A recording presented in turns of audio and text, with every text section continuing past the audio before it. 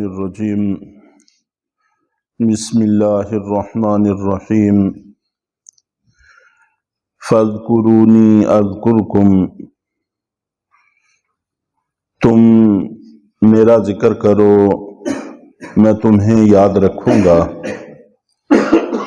ذکر سے متعلق کل گزارشات عرض کرتی گئی تھی کہ اللہ تعالیٰ کو یاد رکھنا زبان سے ذکر کے اعتبار سے اور دل کو اللہ کی طرف متوجہ رکھنے کے اعتبار سے اللہ تعالیٰ کا ڈر اور خوف اپنے دل میں پیدا کرنے کے اعتبار سے، اسی طرح اللہ تعالیٰ کی اطاعت اور فرما برداری کے اعتبار سے اس مالک کو یاد رکھیں گے تو انشاءاللہ وہ بھی مغفرت کے اعتبار سے، عنایات کے اعتبار سے ہمیں یاد رکھیں گے۔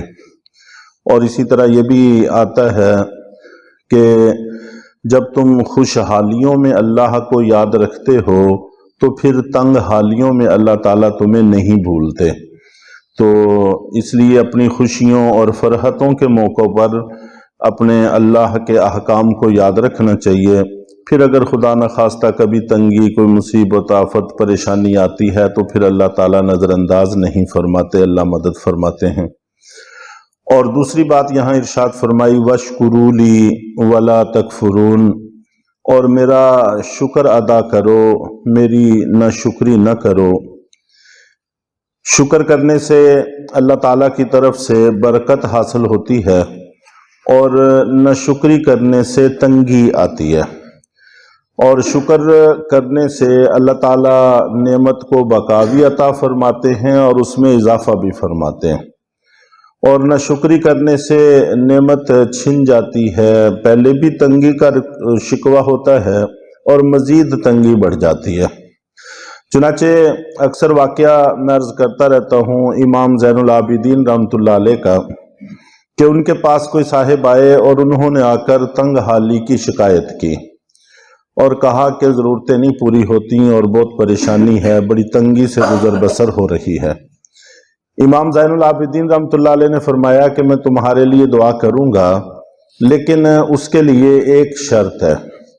وہ شرط یہ ہے کہ تم بھی اللہ سے دعا کرو، اور جب اللہ سے دعا کرنی ہو تو اس کا طریقہ یہ ہے کہ سب سے پہلے یوں کہا کرو کہ اللہ آپ نے مجھے فلاں نعمت عطا کی ہے، میں اس پر آپ کا شکر ادا کرتا ہوں، آپ نے مجھے فلاں نعمت عطا کی ہے، اس پر میں آپ کا شکر ادا کرتا ہوں۔ جو جو نعمتیں آپ کے ذہن میں آتی جائیں ان پر اللہ کا شکر ادا کیا کرو، اور اس کے بعد کہا کرو کہ اے اللہ یہ بھی میری ضرورت ہے، جیسے آپ نے اور بہت ساری نعمتیں مجھے عطا کی ہیں تو یہ بھی میری ایک ضرورت ہے، یہ بھی پورے فرما دیں، یہ بھی مجھے عطا فرما دیں۔ یوں جب اس نے دعا شروع کی تو شروع میں تھوڑی نعمتیں ذہن میں آئیں، اور جب انسان شمار کرنے لگتا ہے تو اس کی کوئی حد نہیں ہوتی، انگنت ہیں، ان کو تو شمار ہی نہیں کیا جا سکتا۔ چنانچہ یہ ایک لمبی فہرست بنتی چلی گئی، اور کچھ ہی وقت کے بعد دوبارہ امام زین العابدین رحمۃ اللہ علیہ سے ملاقات ہوئی۔ ابھی تک کچھ بھی نہیں بدلا، نہ تو آمدن میں کوئی اضافہ ہوا اور نہ کوئی روزگار بڑھا، نہ کوئی کاروبار بڑھا، وہی آمدن، وہی حالات، وہی سارا کچھ، لیکن نقطہ نظر اتنی مشق سے بدل گیا۔ تو امام صاحب نے پوچھا کہ ہاں کیسے حالات ہیں؟ تو فوراً زبان سے نکلا کہ اللہ کا شکر ہے، الحمدللہ بہت اچھے حالات ہیں۔ تو پھر امام صاحب نے بھی ان کے حق میں دعا کی، وہ بھی اس طرح سے دعا کرتے رہے اور زندگی ان کی خوشحال ہو گئی، اچھی ہو گئی۔ اور یہی برکت ہے کہ انسان کو جو تھوڑا حاصل ہو رہا ہوتا ہے وہ تھوڑا نہیں لگتا بلکہ بہت لگتا ہے، اور اسی میں اللہ تعالیٰ ضرورتیں پوری کر دیتے ہیں، بلکہ وہ ضرورتوں سے بڑھنا شروع ہو جاتا ہے۔ اور جب ناشکری کرتے ہیں تو پھر برکت اس میں سے ختم ہو جاتی ہے اور ضرورتیں پوری نہیں ہوتی۔ تو اس لیے شکر گزاری ہر اعتبار سے بندوں کے لیے مفید اور بہتر ہے، اور ناشکری سراسر نقصان ہے۔ ناشکری کر کے ہم حالات کو بدل نہیں سکتے، اس لیے بہترین طریقہ کار یہی ہے کہ اس مالک کا شکر ادا کرتے رہیں، اور دل کو اس کا، زبان کو اس کا عادی بنانا چاہیے۔ یا ایھا الذین آمنوا استعینوا بالصبر والصلاۃ، اے ایمان والو صبر اور نماز کے ذریعے مدد حاصل کرو۔ پچھلی آیت میں شکر کا تذکرہ تھا، اس سے پہلے نعمتوں کا ذکر ہوا، تو نعمتوں پر شکر ہونا چاہیے، اس لیے شکر کا حکم دیا۔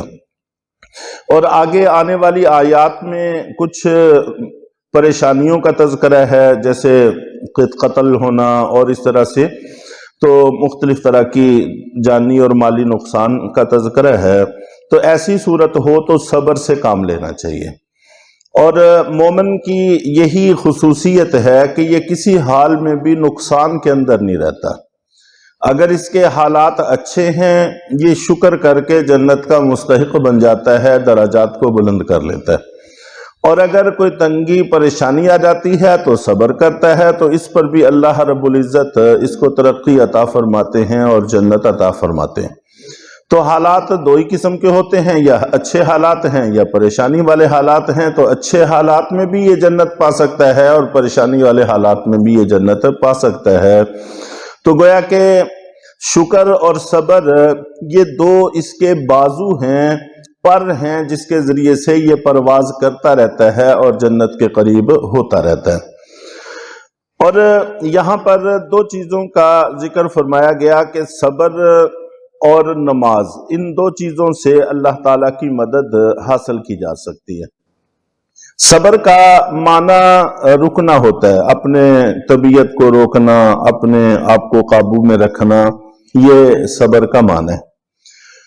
شریعت میں قرآن و حدیث کی اصطلاح میں صبر تین چیزوں کے مجموعے کو کہتے ہیں۔ نمبر ایک، حرام کاموں سے، حرام غذا سے، حرام قول و فعل سے اپنے آپ کو بچانا۔ نمبر دو، عبادات اور اللہ تعالیٰ کی فرما برداری پر لگے رہنا۔ اور نمبر تین، اگر کوئی پریشانی آ جائے تو پھر صبر سے کام لینا۔ عام طور پر ہمارے ہاں عوام میں یہ تیسرا معنی ہی صبر کا ذکر کیا جاتا ہے۔ کوئی پریشانی آ گئی، صبر سے کام لے لیا، جبکہ صرف اتنا کافی نہیں ہے۔ چنانچہ امام زین العابدین رحمۃ اللہ علیہ سے ہی ایک حدیث منقول ہے، وہ نقل کرتے ہیں کہ قیامت کے دن اللہ رب العزت کی طرف سے اعلان ہوگا، اللہ تعالیٰ فرمائیں گے کہ صبر کرنے والے کہاں ہیں، اٹھو اور جنت میں داخل ہو جاؤ بغیر کسی حساب کتاب کے۔ چنانچہ ایک جماعت اٹھے گی، ایک گروہ اٹھے گا، اور وہ جنت کی طرف بڑھنا شروع ہو جائے گا۔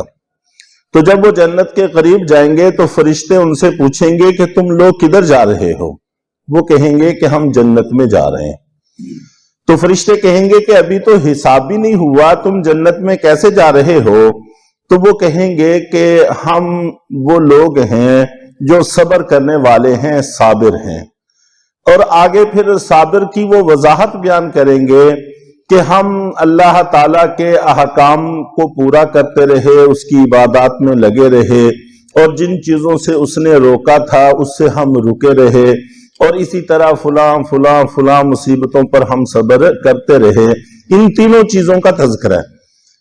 اس سے معلوم ہوا کہ جب قیامت کے دن اعلان ہوگا کہ صابرین جنت میں جائیں، تو اس سے مراد وہ لوگ ہیں جس میں صبر کی یہ تینوں شقیں موجود ہوں گی، حرام سے بچتے رہے اور احکام کو پورا کرتے رہے، پھر اگر کوئی مصیبت آ جاتی ہے تو اس پر صبر سے کام لیتے رہے۔ تو فرشتے اس کو کہیں گے کہ ہاں ٹھیک ہے، تم جنت میں داخل ہو جاؤ، واقعی تمہارا یہی بدلہ ہونا چاہیے، اس لیے کہ اچھائی کرنے والوں کا انجام اچھا ہی ہوا کرتا ہے۔ تو صبر یہ بھی بڑی چیز ہے، اور شکر یہ بھی بڑی چیز ہے۔ یہ دنیا کا جہان، اس میں سب کچھ طبیعت کے مطابق نہیں ہوتا۔ اگر کچھ طبیعت کے مطابق ہو جائے تو شکر کرنا چاہیے، طبیعت کے خلاف ہو جائے تو صبر سے کام لینا چاہیے۔ ہر موقع پر آپے سے باہر ہو کر حالات خراب نہیں کرنے چاہیے۔ اللہ تعالی ہم سب کو عمل کی توفیق عطا فرمائے۔